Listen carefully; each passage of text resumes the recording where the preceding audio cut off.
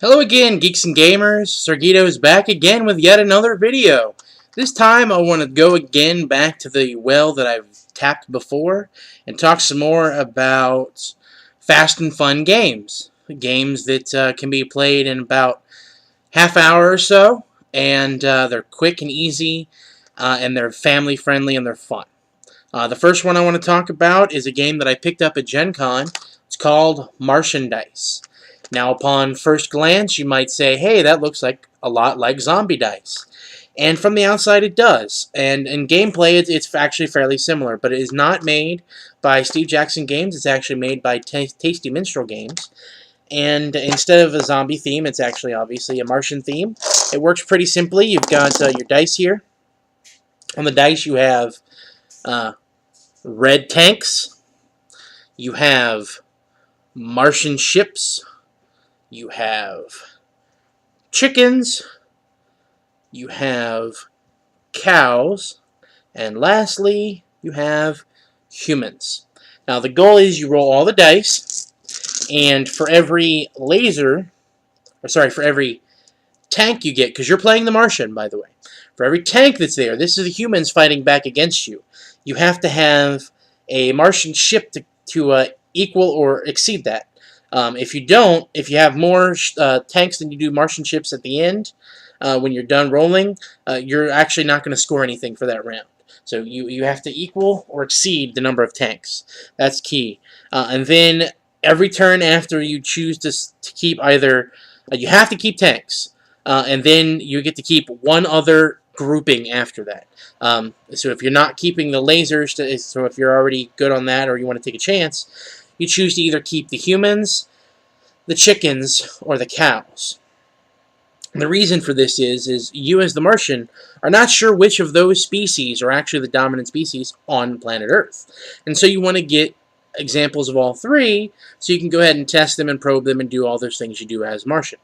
So you choose to keep one thing, whether it be lasers, chickens, cows, or humans. Once you choose something, you take all of that thing and you put it to the side. Once you choose one of the species, you can't choose them again for the rest of the game. So you continue rolling and pulling aside both the tanks and then whatever else you choose until you can no longer keep anything. So say if you roll and the only thing you have left in your roll is chickens, and you've already taken chickens for that round, you can no longer score. So you put those aside, those don't count. And as long as you have more lasers than you do tanks, then you go ahead and score out whatever species you have. 1 point for each one. Now, if you have an example of each species, you get a bonus of 3 points. And then you keep playing, and I believe the total score you're looking for is 20. And first one to that wins. It's a quick game. You can play it with any number of people.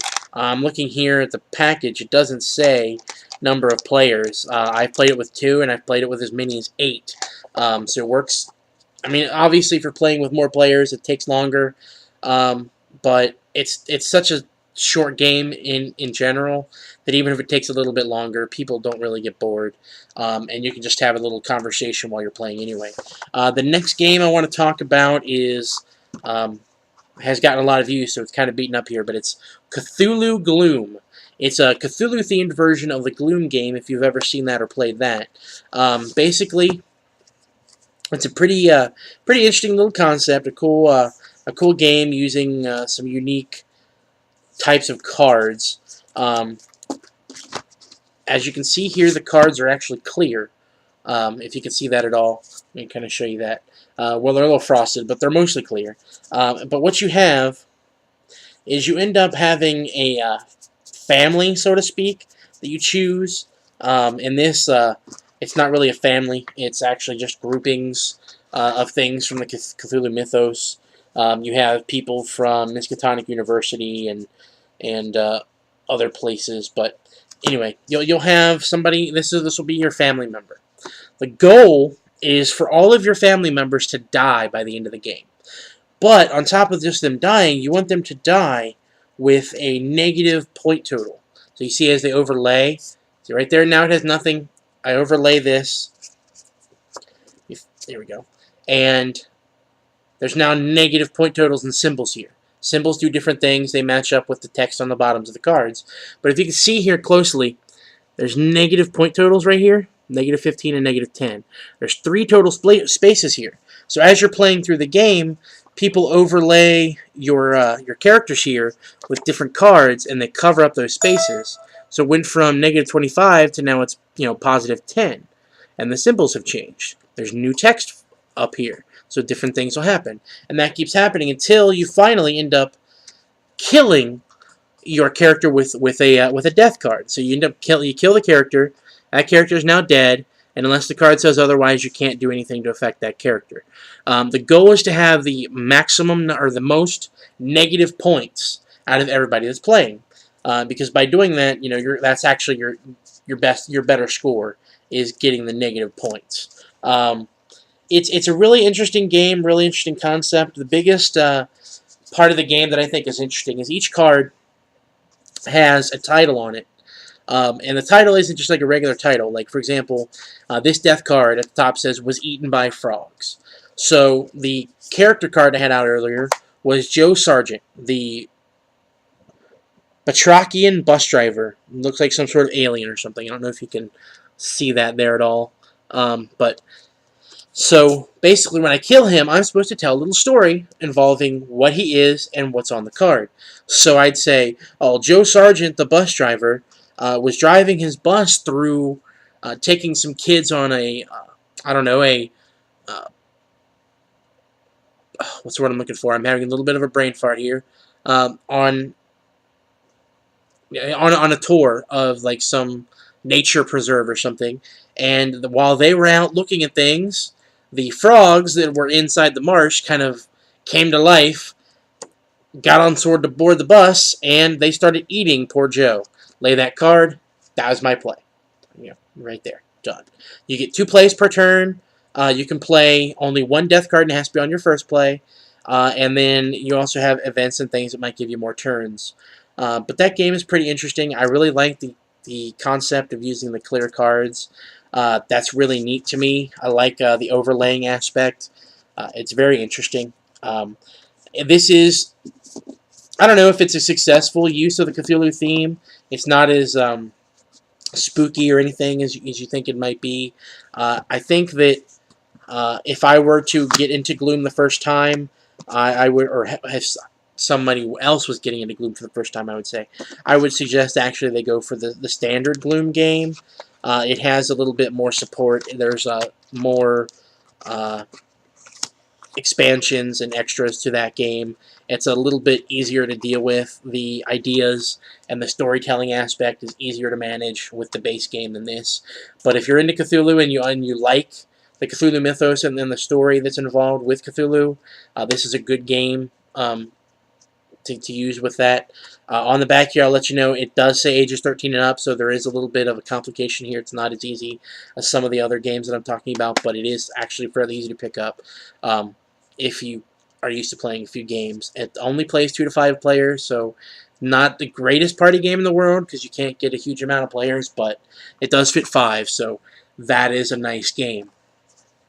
The next game I want to talk about, if you are a game player and you play little card games or board games at all, you're probably familiar with the Flux games, but I want to talk about today Star Fluxx. It's the newest Flux, just came out at the end of September. It is probably my favorite Flux at this point. It has just about every single star-based sci-fi trope that you can even think of. The funniest things. I'm just going to go through a few of them here to kind of give you an idea. Like some of the goals. Here we go. He's dead, Captain. I mean, that's obviously a take on Star Trek. Imperial Star Destroyer. Come on. Let's see what else do we have here. Oh, here's an interesting keeper called Unseen Force. It's a, like a telekinetic power, basically. Trying to think. I'm just trying to find some other ones quickly here.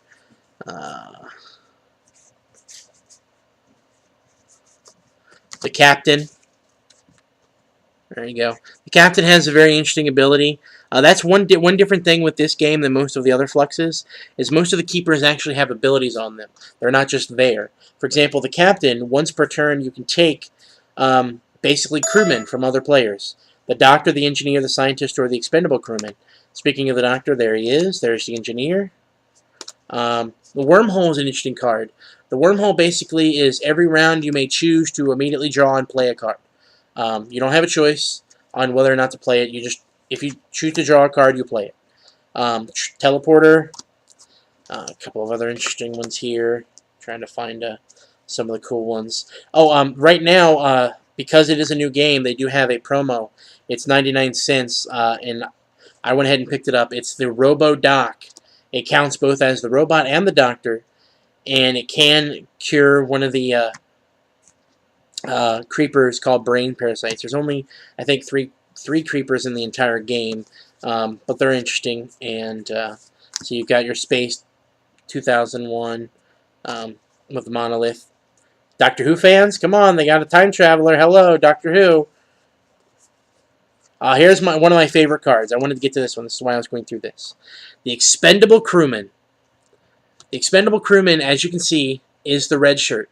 Old Star Trek, trope. But basically, the ability that's on the card is what makes it the most interesting. Anytime any player discards or takes away one of your keepers, they have to take this one.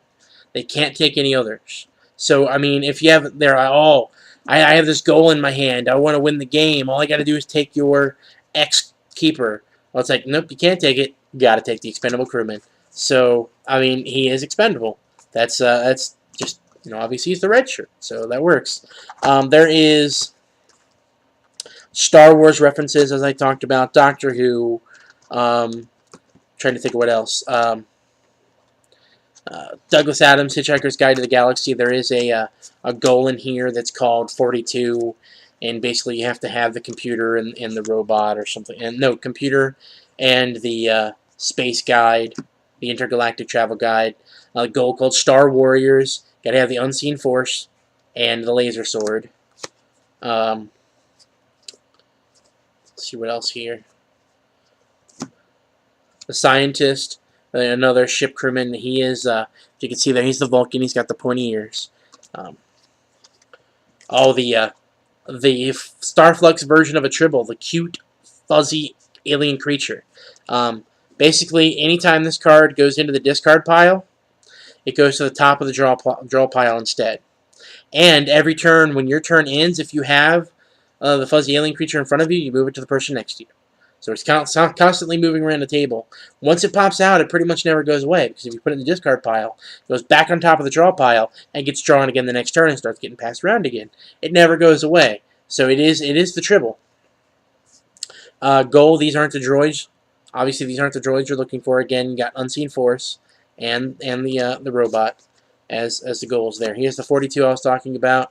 See the Intergalactic Travel Guide in the computer here as your goals. Another one of my favorites, Holographic Projection. This is a callback, obviously, to Star Trek with R2 and Leia. But basically what this keeper does is it allows you to mimic another keeper that's on the table as if it was in front of you. So this really helps you win the game.